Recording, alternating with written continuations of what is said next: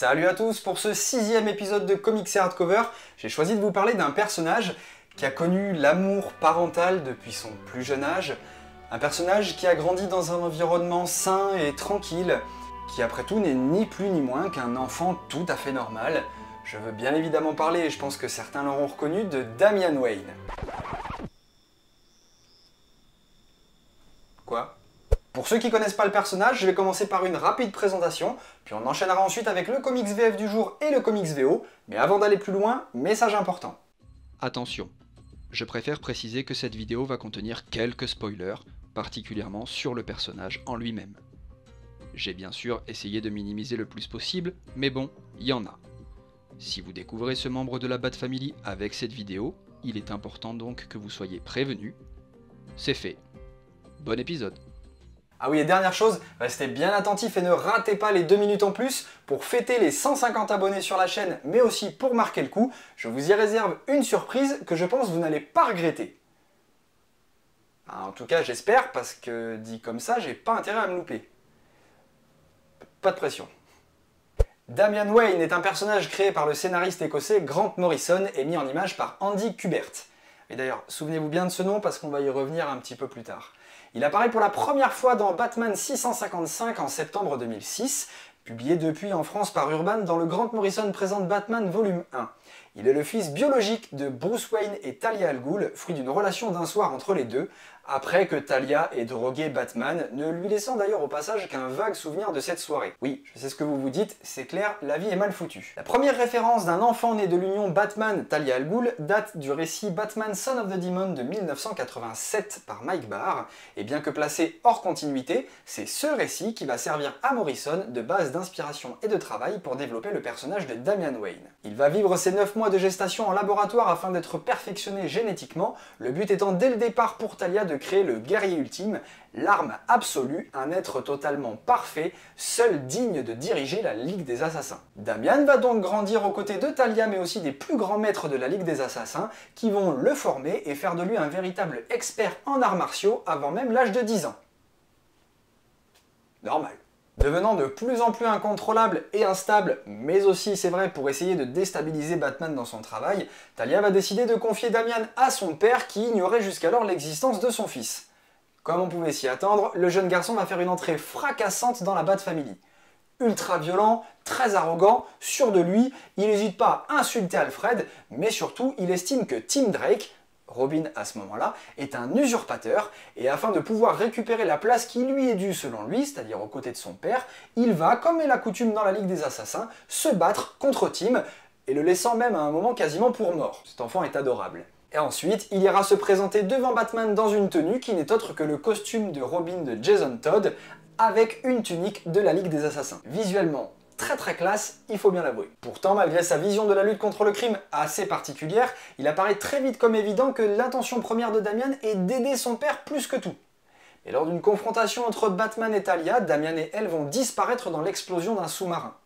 Grièvement blessé, Damian survivra pourtant à ses blessures, soigné par sa mère. Bah oui, maman, ça reste quand même une maman avant tout. Après la disparition de Bruce Wayne, c'est Dick Grayson qui va accepter d'endosser le costume de Batman et qui va choisir Damian comme partenaire, afin de pouvoir garder un œil sur sa formation, mais aussi éviter au maximum qu'il devienne un sociopathe dégénéré, parce qu'on sent quand même que c'est assez latent chez lui.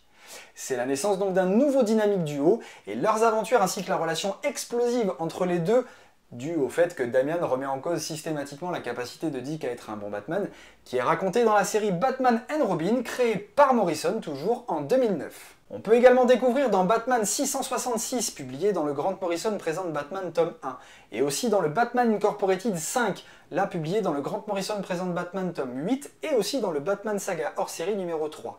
Un futur possible dans lequel Damian devient Batman après la mort de Bruce. Il a un chat domestique appelé Alfred. Oui, alors ça aussi on va y revenir.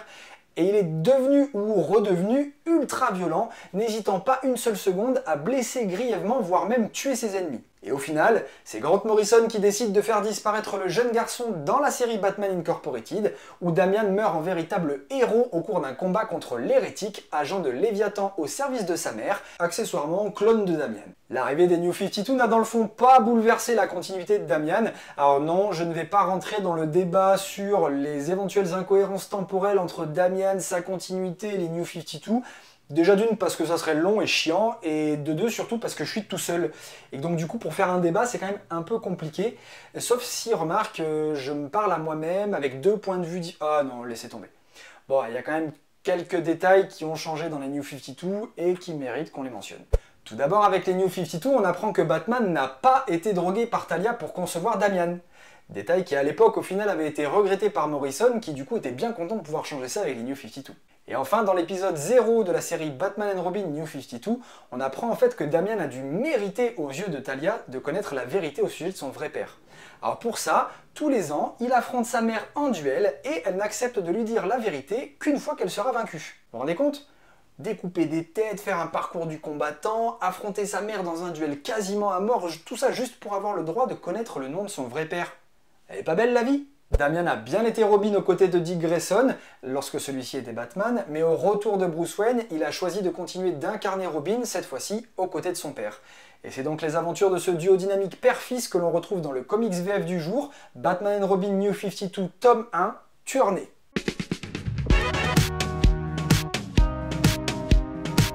Initialement proposé dans le mensuel presse Batman Saga, la série Batman & Robin est également depuis ce mois-ci disponible en format librairie. Ce tome 1 regroupe les épisodes 1 à 8 de la série et nous propose le premier arc New 52 de l'équipe créative composée de Peter Tomasi au scénario et Patrick Gleason au dessin.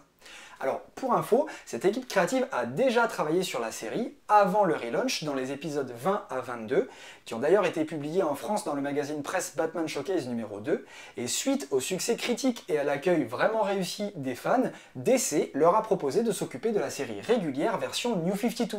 Et franchement, grand bien leur en a pris. Ce tome 1 prend comme point de départ les débuts de ce duo dynamique père-fils, et le moins qu'on puisse dire c'est qu'on est très loin d'une relation idéale. Les deux personnages sont aux antipodes et ne se comprennent pas du tout. Et en parallèle à ça, l'arrivée à Gotham City d'un personnage ressurgissant du passé de Bruce Wayne risque bien de leur compliquer encore plus la tâche. Alors tout de suite pour moi, le premier point vraiment réussi dans ce tome 1 est la caractérisation des trois personnages principaux proposés par Tomasi. On va avoir d'un côté un Batman froid, sévère, intransigeant, mais aussi étonnamment surprotecteur, alors qui est bien sûr quand même farouchement opposé aux méthodes employées par son fils.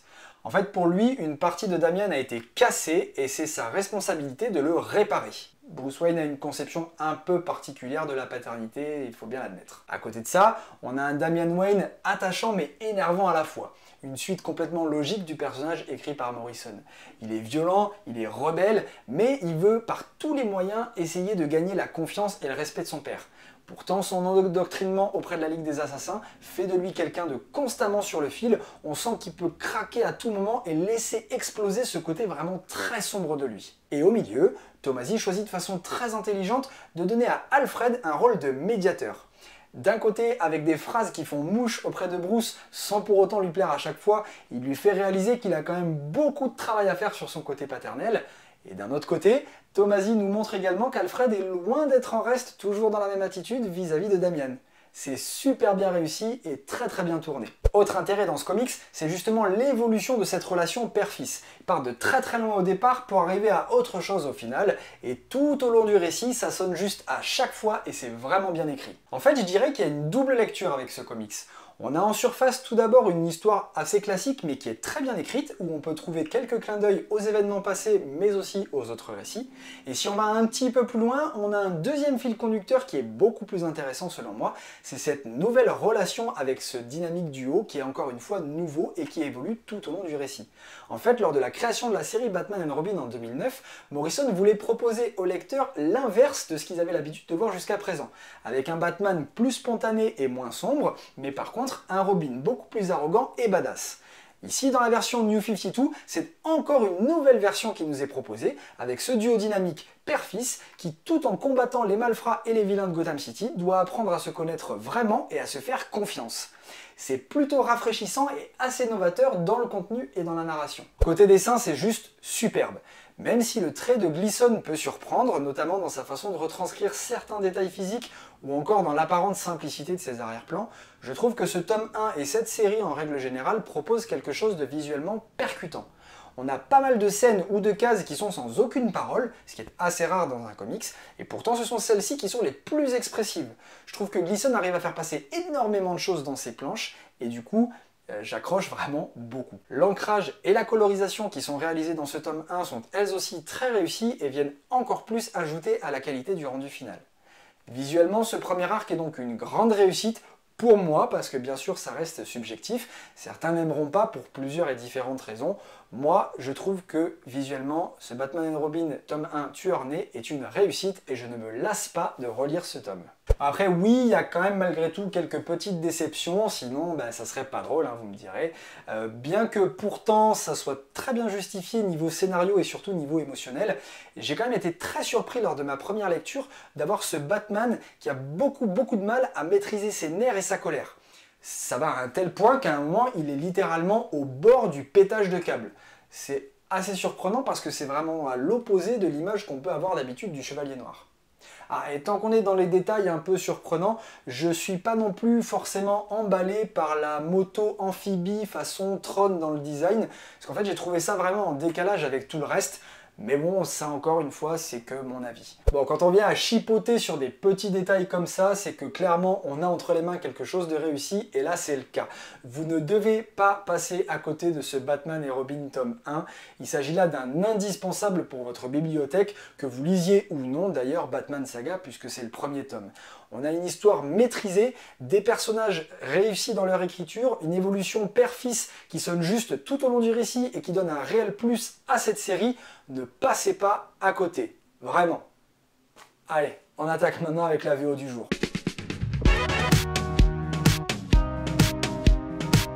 À la base, je ne voulais parler dans Comics et Hardcover que de comics que j'avais aimés. Mais bon, faut bien une exception pour confirmer la règle. Du coup, on va s'occuper de ça aujourd'hui avec le comics VO du jour, surtout si, comme moi, vous aimez beaucoup le personnage de Damian Wayne. Enfin bref, commençons par le début. Damian, Son of Batman est une mini-série en 4 épisodes parue entre octobre 2013 et janvier 2014, écrite et dessinée par Andy Kubert.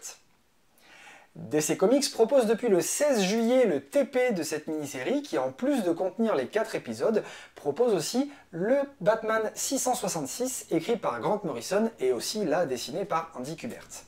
Comme vous pouvez le constater, j'ai acheté les 4 singles lors de leur parution, mais pas le TP.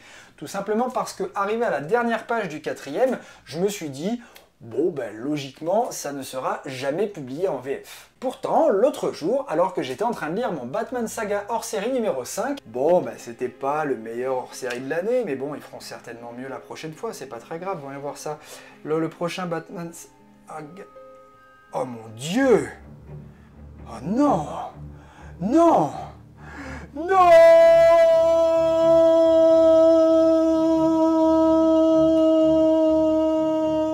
Urban Comics prévoit donc de publier Damian Son of Batman dans le Batman Saga hors-série numéro 6.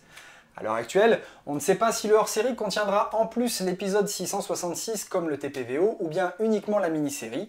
De ce côté-là, c'est donc surprise et suspense. Afin de vous donner mon ressenti tel que je l'ai vécu en lisant la série, j'avais choisi au départ de vous présenter les épisodes les uns après les autres. Mais bon, pour quand même laisser quelques surprises aux éventuels intrépides ou courageux ou les deux qui décideront de faire l'acquisition de la VF, j'ai choisi de vous faire une présentation globale, comme d'habitude en fait. Attention quand même, cette présentation va bien sûr contenir quelques légers spoilers, donc si vous voulez vous laisser la découverte intégrale de cette mini-série, je vous invite à avancer la vidéo jusqu'aux 2 minutes en plus. Je vous laisse un petit peu de temps pour faire ça, allez-y.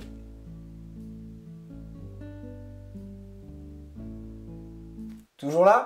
Allez, c'est parti, on y va. Alors, je fais partie de ceux qui sont très attachés au personnage de Damian Wayne. Inutile donc de vous dire qu'à l'annonce de cette mini-série centrée sur lui, j'étais ravi et surtout très impatient de découvrir ce que Kubert allait proposer. Ayant été en plus le premier dessinateur à l'avoir mis en image, c'est un personnage qu'il connaît très bien, je partais donc avec un a priori super positif sur cette série. Bien sûr, il s'agit d'un Elseworld, on est donc hors continuité New 52, l'histoire nous raconte un futur possible dans lequel Damian, qui a bien grandi, va devoir, suite à de tragiques événements, quitter le costume de Robin pour endosser celui de Batman. Voilà comment on pourrait présenter l'histoire de la façon la plus simple possible. Pour commencer tout d'abord comme d'habitude les points positifs, parce que malgré tout ce que vous avez pu lire ou entendre sur ce récit, il y en a. Pas beaucoup, c'est vrai. Dans l'ensemble des 4 épisodes, le travail graphique proposé par Kubert est vraiment très beau. On sent qu'il maîtrise complètement le personnage de Damian Wayne, aussi bien dans sa dynamique que dans ses expressions. Là-dessus, c'est vraiment très beau, j'ai absolument rien à dire. La colorisation aussi de Brad Anderson est excellente et très juste, une palette de couleurs assez claire dans l'ensemble, mais qui correspond complètement à l'ambiance racontée dans le récit. Costume de Batman porté par Damian, qui est un costume choisi par lui, et là aussi badass à souhait, et j'ai vraiment beaucoup aimé car complètement adapté au personnage. Bien sûr, ceux d'entre vous qui ont lu Morrison reconnaîtront le costume porté dans Batman 666 et Batman Incorporated 5, mais on ne sait pourtant pas si ce récit est rattaché à cette continuité, Kubert n'ayant en fait jamais vraiment répondu à la question. C'est malin. Le numéro 1, qui pose les bases, est un super chapitre d'ouverture et laisse entrevoir de très bonnes choses avec un cliff de fin qui fait son effet. Même si la suite devient beaucoup plus prévisible, à la première lecture ça fonctionne vraiment bien. Autre point intéressant, lors de la publication en single, DC a fait un choix de papier assez malin avec un format un petit peu vieilli qui renforce ce côté à part de l'histoire. Je ne sais pas si ça sera le cas pour la VF, en tout cas Urban, si vous regardez cette vidéo, le rendu est vraiment top. Et après, malheureusement, je dois bien admettre que ça part en vrille, mais alors total. Et quel dommage. En fait, le récit en lui-même n'est pas vraiment mauvais, je peux pas dire ça. Bon, c'est très classique, c'est sûr. Niveau rythme, c'est dans l'ensemble vraiment mou du genou. Mais j'ai globalement plus été déçu, et c'est pour ça que je l'ai mauvaise. En fait, passé le numéro 1, le scénario traîne et finit par s'enliser. On voit pas trop où Kubert veut en venir, et j'ai vraiment eu l'impression, au fur et à mesure, de m'éloigner du sujet, pour finalement avoir quelque chose de complètement différent de ce à quoi je m'attendais. Kubert fait beaucoup d'allusions, beaucoup de références, soulève pas mal de questions, mais à côté de ça, va en laisser tout autant sans réponse. Et c'est vraiment frustrant, d'autant qu'en plus, tout au long du récit, aucune certitude ne nous est donnée pour se faire soi-même la réponse. On peut juste supposer, et c'est vraiment relou pour une mini-série. Avant de vous donner quelques détails qui m'ont chiffonné, le vrai gros point noir pour moi dans le récit, et pas des moindres, c'est le personnage de Damian Wayne. Qu'on ait quelque chose de différent des New 52 parce qu'on est hors continuité, je veux bien le prendre en compte. Mais là, j'ai vraiment eu l'impression d'avoir un nouveau personnage.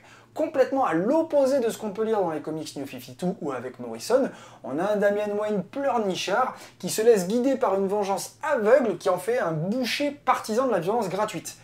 Encore une fois, c'était pas du tout ce à quoi je m'attendais, mais là la pilule est vraiment dure à avaler. Autre personnage à avoir été maltraité dans le récit, Alfred. Je crois même que c'est le personnage qui mange le plus cher de toute l'histoire. Bon, déjà Kubert fait le choix de le faire mourir. Pas terrible, mais ça reste compréhensible par rapport à l'histoire. Sauf que ce pauvre Pennyworth a droit, je crois, à la mort la plus pourrie de toute l'histoire du comics. Mais sérieusement, s'effondrer de fatigue en buvant une tasse de thé, c'est pas le manque de respect le plus total qui soit? Oh, et vous vous souvenez, tout à l'heure, je vous ai parlé du fait que Damian avait un chat dans les épisodes futuristiques de Morrison. Eh bien, Kubert nous propose les origines de ce chat dans son récit. Et figurez-vous qu'il a été baptisé Alfred, puisqu'en fait c'est un chat qui parle, avec la voix d'Alfred.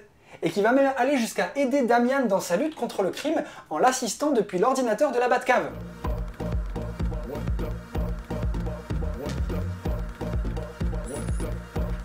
Pour conclure, même si la VF d'Urban peut malgré tout valoir la découverte à 5,60, je reste pour ma part beaucoup trop déçu pour conseiller l'achat du TP en VO. Et ce malgré les quelques points positifs dans le récit et surtout le travail graphique réalisé par Kubert qui est vraiment très joli. Grosse déception.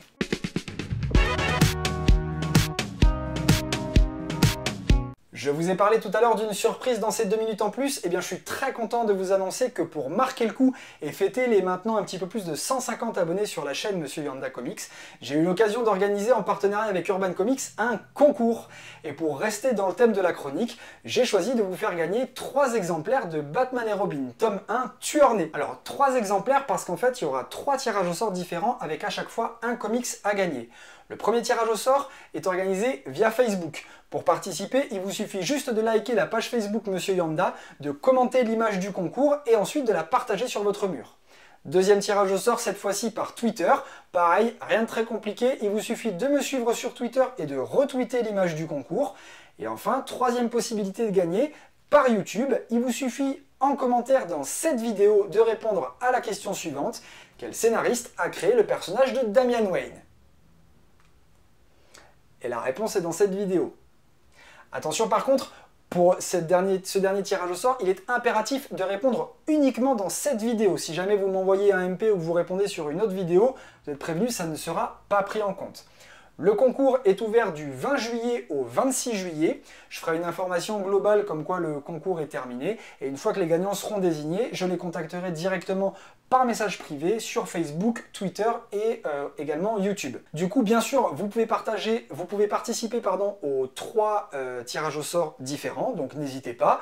Encore merci pour votre soutien et du coup, bonne chance à tous.